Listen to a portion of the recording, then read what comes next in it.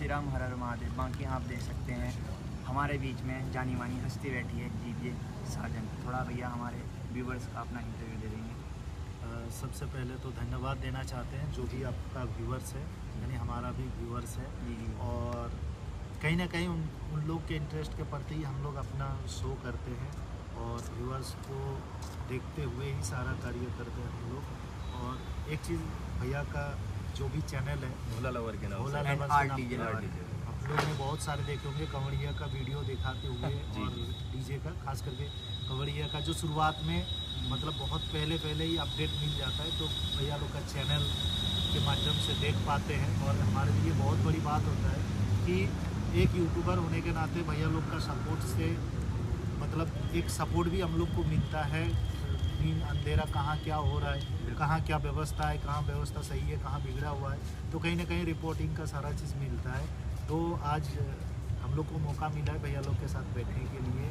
और ये हमारा सौभाग्य है, आपने एक जो कीमती भी टाइम दिया हमें भैया जी। जो भी बात है भैया लोग के साथ देखते हैं क्या क्वेश्चन है, जी जी। तो उसके आधार पर ही हम लोग बातचीत करते हैं। पहले तो आपका बहुत बहुत स्वागत है 2026 कावड़ यात्रा में।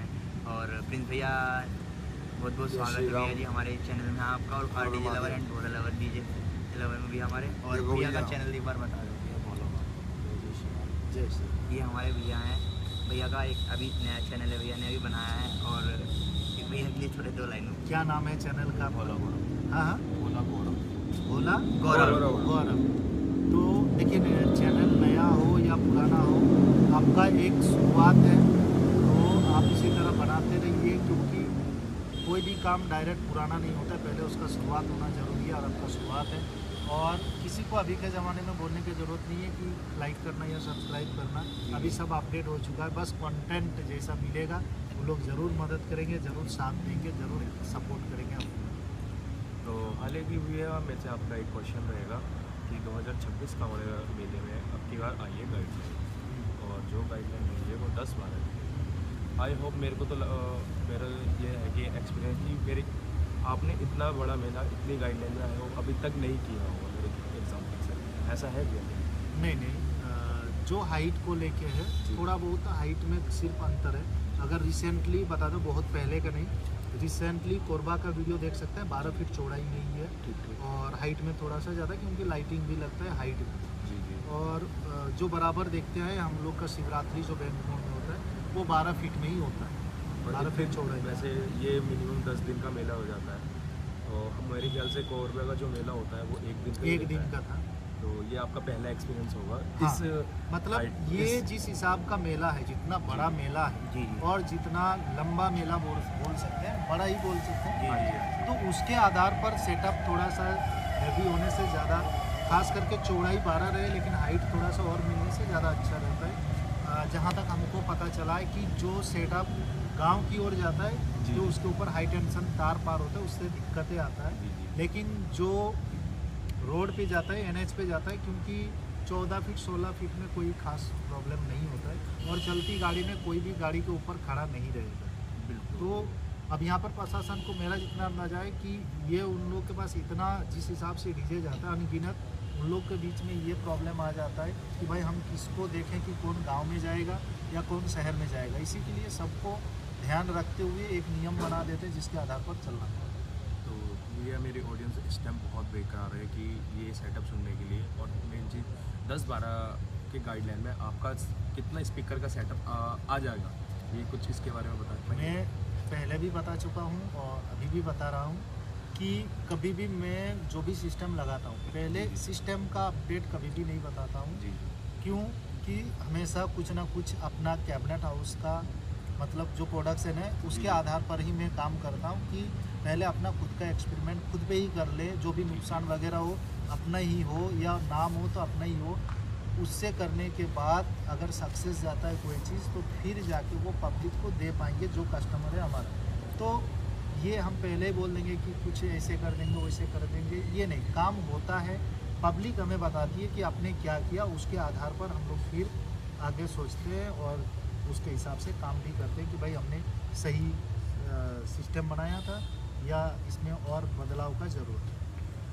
मेरी ऑडियंस का एक क्वेश्चन बहुत आया कि 2024 में आप आए फर्स्ट टाइम, 2025 में आप क्यों नहीं आए, इसके देखिए, पहला बात कि 2024 में आप लोग के लिए ये अनजान नहीं है कि मतलब क्या सिचुएशन हुआ था। जी जी तो कोई भी जगह जाने से पहले मतलब एक लगाव और अंदर में जो थोड़ा सा डर रहता है, क्योंकि अकेले आना तो अकेले में आया था, जी जी लेकिन 40-50 लड़का को लेके आना, क्योंकि किसी को मना भी नहीं कर सकते हैं, पहले से हमारे साथ जुड़े हुए हैं, तो उतना लड़का को फिर से लाना, एक कॉन्फिडेंट मिलना मुश्किल होता है।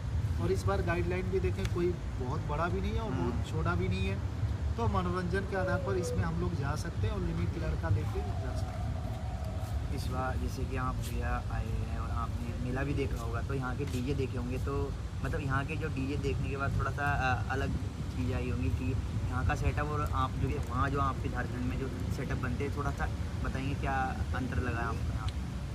देखिए, यहाँ पर सेटअप लगभग सबका सेम ही रहता है, सबने हाई लो मीट के ऊपर काम करता जी, है, जी। बस गाना का कलेक्शन और चलाने का तरीका थोड़ा सा बदलाव रहता है, जी। बाकी कोई बहुत ज़्यादा अंतर नहीं रहता है। इसमें एक चीज़ साफ बात है, जो एक्सपीरियंस है वो बेहतर बजाते हैं, नॉन एक्सपीरियंस है जी। तो उसको जितना नॉलेज हो वो उसी के हिसाब से बजाता है, जी। क्योंकि कोई भी सिस्टम अपने से नहीं बजता है, उसको जी। किस तरह से चला रहे हैं उसके आधार पर। तो प्रिंस भैया से एक क्वेश्चन पूछ लेते हैं। प्रिंस भैया, आपको डीजे सार्जन के बारे में पता कैसे लगा 2024 में? देखो भैया, हमने मैन तो ये है कि हमने हुसैन भैया हैं हमारे स्टार डीजे के मालिक, जी जी हमारी उनसे बात हुई थी, तो मैंने यूट्यूब पर जब बात करी उनसे, तो उनके हमारे संबंध ऐसे बन गए, तो उन्होंने हमसे बोला कि अगर आपको हरिद्वार यात्रा में साउंड करना है तो आप डीजे साउंड कर लीजिएगा, उनका प्रेशर बहुत अच्छा है। तो फिर हम भैया का साउंड सुनने गए, 28-20 का है ना भैया, 28-20 लग रही थी ना, तो मतलब मैंने साउंड सुना ना, तो मैंने यहाँ के भी साउंड सुन रखे हैं, तो मुझे लगा कि मैंने लाइफ में ऐसा साउंड नहीं सुना, मतलब 28-20 में, कि हम आधा किलोमीटर दूर खड़े थे। एक तो पहले कॉम्पिटिशन होते थे यहाँ पर सबके, जिसकी दूधू ज़्यादा आ रही है वो जीत जाता था।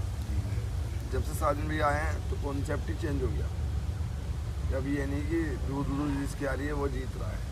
पहले आपने देखा होगा कभी भी जिसकी बेस गाने की तो आवाज़ ही नहीं आती थी, बेस ही बेस आती थी, और बेस में ये देखते थे किसकी बेस ज़्यादा आ रही है, उसी जीता हुआ दे देते थे। अब कॉन्सेप्ट ही चेंज हो गया। फिर उसके बाद हमने साजन भैया को 28-20 से आप हमने सेटअप सुना, तुम डाल्टन गए थे, बल्कि वहाँ का माहौल बहुत खतरनाक माहौल है, तो भैया ने बताया भी हम था। ही बोले थे कि क्योंकि हम लोग भी अनजान थे, भाई वहाँ पर देखिए ऐसा नहीं है, हम लोग ऐसे कभी भी नहीं सोच के चलें कि हम लोग जो चला रहे हैं वही सबसे अच्छा है, क्योंकि हमने अगला का किसी का सुना नहीं था। तो यही चीज़ बोले थे कि भैया देखिए इतना दूर से जाएंगे, रचित भैया भी थे, जी। हाँ उनसे जी। बराबर बात होता था उन्हीं से, लंबा समय से 6 महीना 7 महीना से उन्हीं से बात होती है। आजमगढ़ करने के बाद भैया लोग को वहाँ से ही रिपोर्ट मिला कि ऐसा ऐसा बात है, तो हमने बोला कि भैया हम लोग को भी तो पता नहीं, क्योंकि वहाँ पर भी ऑलरेडी नामी सेटअप वाले हैं, ऐसे नहीं कि वो क्या बजाते नहीं बजाते हैं, लेकिन उतना नाम है तो बहुत अच्छा बजाते हैं। इसीलिए हम लोग भी नहीं चाहते हैं कि वहाँ जाके हमारा साउंड मतलब लोगों का रिस्पांस, आप लोग जो लेके जाइएगा इतना खर्चा करके, तो हम लोग भी नहीं चाहेंगे कि वहाँ जाके आप लोग का कोई बदनाम हो। जी हालांकि तो कोई भी नहीं चाहेगा, सेटअप वाला का ओनर कोई भी नहीं चाहेगा कि उसका कोई बदनाम हो, तो इसीलिए हम लोग ने बोला कि भैया एक बार सुन लीजिएगा तो ज़्यादा अच्छा रहेगा, क्योंकि अपने वहाँ का भी सुने और यहाँ का सुन लीजिएगा तो थोड़ा सा ज़्यादा बेहतर रहेगा। सुनने के बाद भैया लोग को पसंद लगा और उसी समय एडवांस भी हुआ, आगे बात भी हुआ और उसी के आधार पर।